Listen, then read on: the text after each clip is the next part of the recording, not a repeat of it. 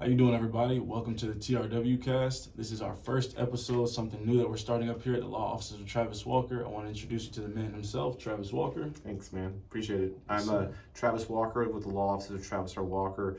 I've been practicing for 16 years, and the firm's been open for 11 years, and just excited to start doing podcasts and really trying to get some value out there for everybody who's watching. So.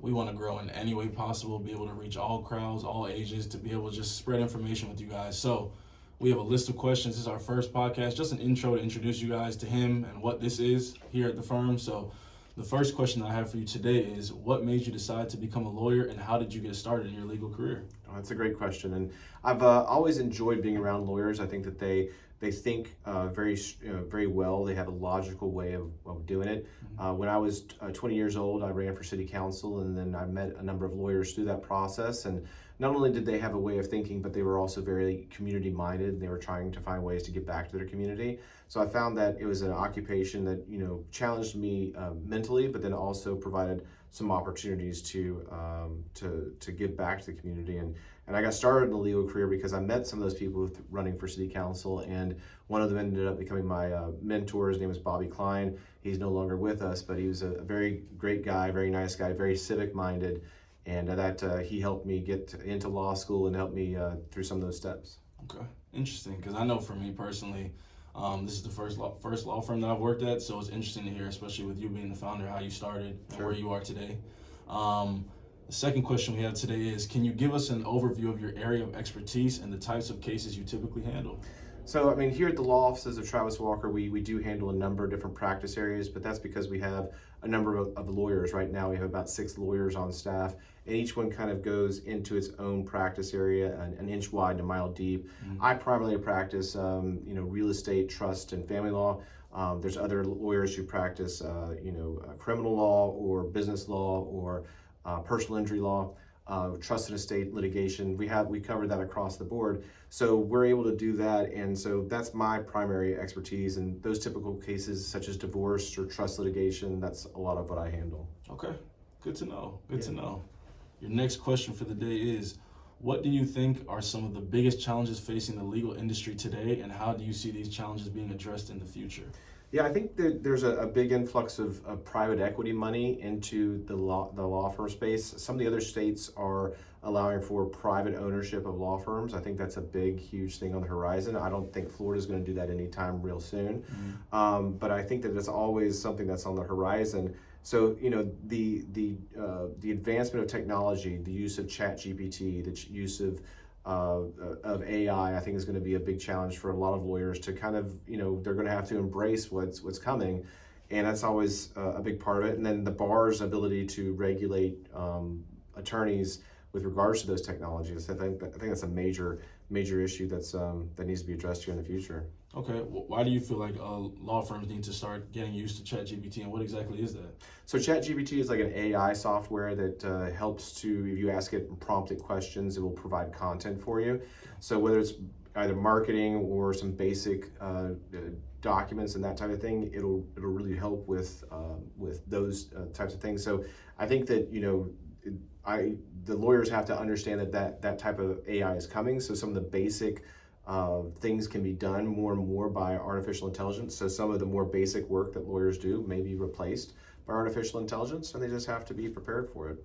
How do you think lawyers will be able to adjust to that change with artificial intelligence taking over some of the work that they do on a day-to-day basis? It's going to be. I think it's going to be a challenge for. Well, you have to be. There's two. I think there's two different mindsets, and you either get stuck in your old mindset of like, this is how we're going to. This is the way things have always been. It's a very conservative profession. I'm still going to do it.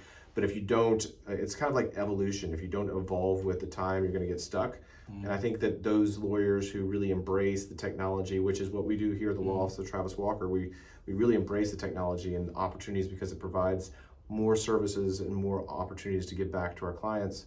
So those attorneys such as ourselves who do embrace it, I think that they'll be rewarded in the long run because the clients are going to be expecting things. I agree. Yeah. I agree. Thanks, man. So the next thing I have for you today is, what are some common legal misconceptions that people have? I think, obviously a lot of people are exposed to the legal world and industry through media, television, movies and stuff.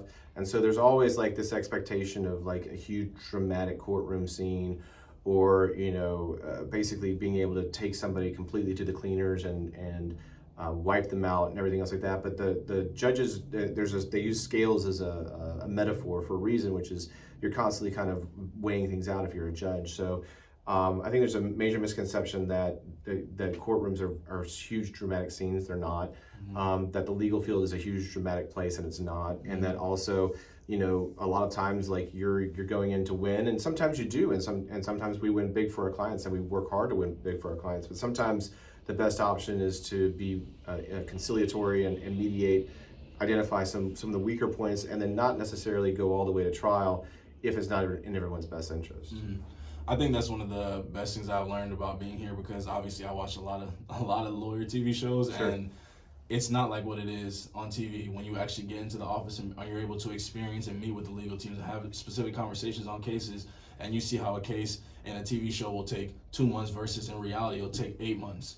So I think being able to watch you guys break down the case day by day and see how you guys take real care of these clients every single day, and how hard it is to be able to sometimes get them what they're really looking for, but absolutely make sure they leave here happy. Yeah. So that's something that I've learned here that honestly I feel like a lot of people should be exposed to. Sure. Is being able to see what the reality of it is. Just like whether you're a doctor or mechanic or whatever, TV will try and make people assume that, okay, I can go do that, when in all reality you can't. It's not that easy. Yeah. And I think that's honestly what you've shown me also, that it's not that easy, especially working with clients, working with ChatGPT, working with other attorneys, other law offices, opposing counsels, whoever.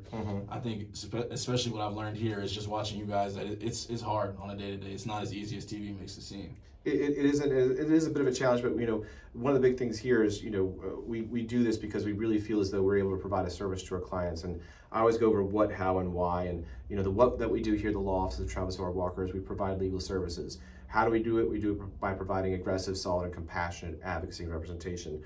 Why do we do it? Is because we know that our clients are going through some of the most difficult times in their lives, and we want to help them get through it as quickly and painlessly as possible. A lot of clients don't come to our office because they're dealing with a very happy issue. They want to, they're in a pain point. They want to get through it, and that's what we're here for, is to help people and get them to move on in their lives. Okay. All right. My next question I have for you today is, what advice would you give to someone who is looking for a lawyer? I think you really want to vet your lawyer. Some of the cases that we have last years, and so you have to have a relationship with a lawyer for years. You want to make sure that you're looking into it. You want to see their online reputation, or that they have a lot of reviews. You want to see their disciplinary history, how they're doing with that. You want to look and try and talk with other people and meet with your lawyer, because again, sometimes these cases last a few weeks, but oftentimes it's months, if not years. And so you really want to have a good relationship, not only with that lawyer, but with that lawyer's team. And that's one of the things we provide here is you get, there's me, there's another attorney often assigned to your case, there's a paralegal, and then there's a legal assistant, because there's a legal team involved. And that way you have someone to rely upon at any time, just in case someone were to be out for whatever reason, to provide that. So I think that's a big thing. I ask, like, what happens if you're out of town? What happens if you're on vacation? What happens if there's an emergency? Can I reach you? How do I reach you if I need to? And then just getting a feel for, is this like does this person aggressively posture or not aggressively posture enough for what I want? Knowing that, though, if you want an aggressive work, it's just like driving a car. If you want to drive a car 80 miles an hour, you're going to use more gas and resources than if you're driving at 40 miles an hour. So, just taking all those things into account and then asking those questions, I think is a huge part of it. I think that is another misconception that a lot of people think, like you said, cases just fly by. But since I've been here, and obviously we use the software program Clio, and seeing how you can stay in contact with a client, and you've built relationships with clients where their case started in 2018 and you're still going to this day. Yeah. And it's crazy to see the relationships that you've been able to cultivate with clients and see where you guys are to this day, and they still trust you, and they make sure that you get in contact with these clients on a day-to-day basis, and they know if they get in contact with me and I tell them that you're not available, then they know, okay, well, I can just text Travis privately. Make sure a lot of these clients, you make sure your relationship with them is very tight 100%. And they trust you. Yeah. I think that's what a lot of people need to look forward to, is like you said, looking for somebody you can trust. Because at the end of the day, there's some people who look at being a lawyer as just getting a check, and there's also other people who genuinely care about the client and want the best outcome for them. It's true. And I feel like that's one thing that we do here at the law offices of Travis Walker, is make sure that all our clients end up leaving here with the best possible outcome that we can provide for them. 100%. That's exactly right. You're spot on, Nick. Appreciate it, man. Yes, sir. I have one more, Sure. which is, what advice would you give to someone who is considering a career in law or who is currently in law school? I mean, so it's if you're looking for dollars, there's plenty of other places to go make dollars. We represent businesses and individuals who are not lawyers who make a lot more money than us as lawyers do. So don't go into the law thinking like it's going to be a big paycheck, but you want something that's going to fulfill you, and the law will fulfill you if you like analytical, if you like reading, if you like problem solving, if you like working with clients and trying to solve issues. And I mean, obviously there's a number of different clients. They can be governments, they can be businesses, they can be individuals, such a lot of what we do. But working and understanding, and I think people, if you're going to law school or you're thinking about going to law school or you're in law school, make sure you work with a firm or a few firms to kind of get a feel for it, because when I went through law school, I didn't get a chance to work but with a handful of law firms, and I really didn't like the experience that I necessarily had. And so I came out of law school thinking, wow, I'm going to be in a law firm that's going to be, it's not going to be the best atmosphere, and it's not going to have a very friendly atmosphere. I'm going to cringe on Monday mornings to come in and everything. And that's not something I wanted to do here. So we really try and build a collegial, collaborative environment here at the law offices of Travis Walker, so that people don't cringe, the staff here don't cringe, the team here doesn't cringe on Monday mornings when they come in, because that translates into the client experience too, right? So we're building a law firm to help grow our staff and give them better lives, but we're also growing them so that they can provide better lives for our clients. Yes, sir. Yep. Wow. There's some more questions on this list. Sure. I feel like I would actually love to hear your answer Yeah. on. How do you balance the ethical obligations of being a lawyer with the interest of your client? I think that's always a balance that we have to strike. So, I love zealously advocating for my clients, to the point sometimes where I'm a little bit probably too pointed, especially with opposing counsel. But I'm here to advocate and fight for my clients, and so there's always that. The ethical obligations are, we're still officers of the court. We have a duty to the court to not allow lies or fraud to be perpetrated upon the court.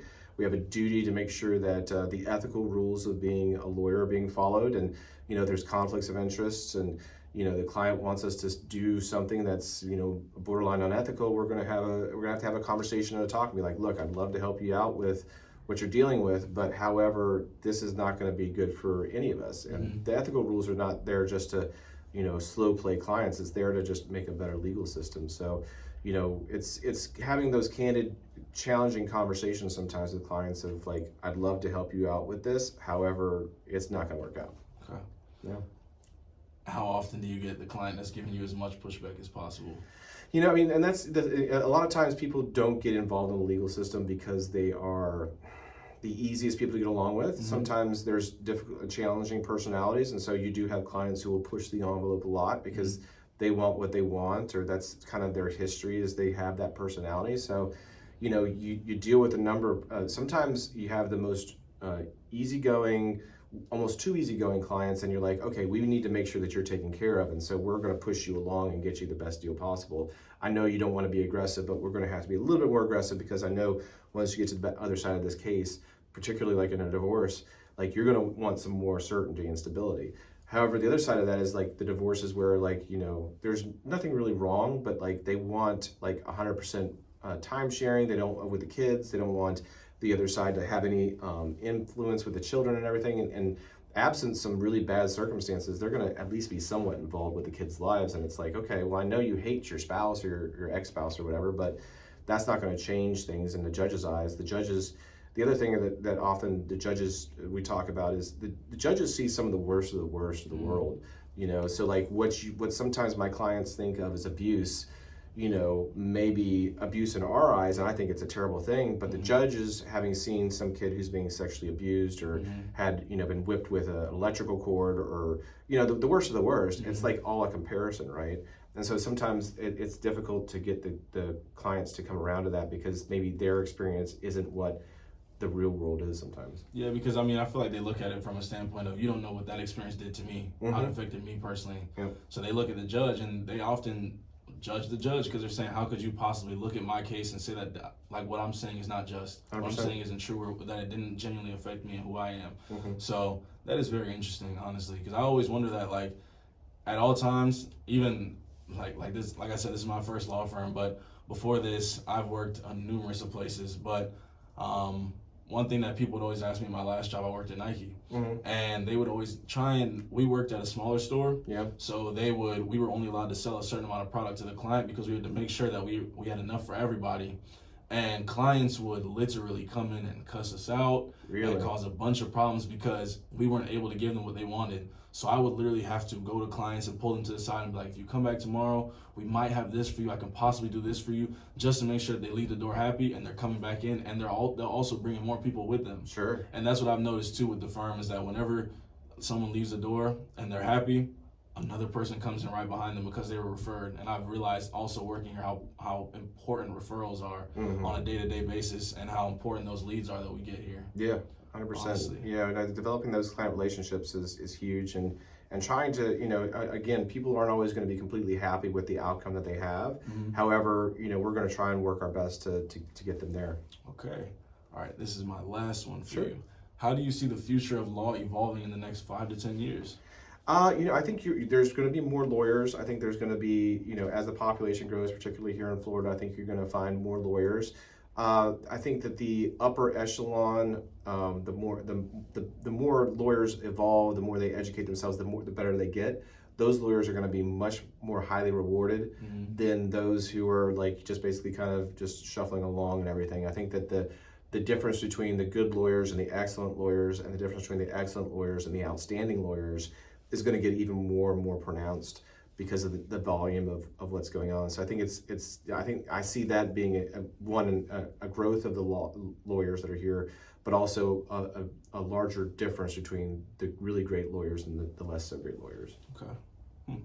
Interesting. Because, like I said, I feel like in my generation, we're always trying to find a shortcut. Sure. We're always trying to find the easiest way to get to something. Yep. And a lot of people say that I'm an old soul. So like I respect hearing where you're coming from in regards to like your start versus a lot of the starts now from people in my generation, because I feel like, especially with me, I've definitely found myself in the place where I'm always trying to find the easiest way out, but that's not always the best option.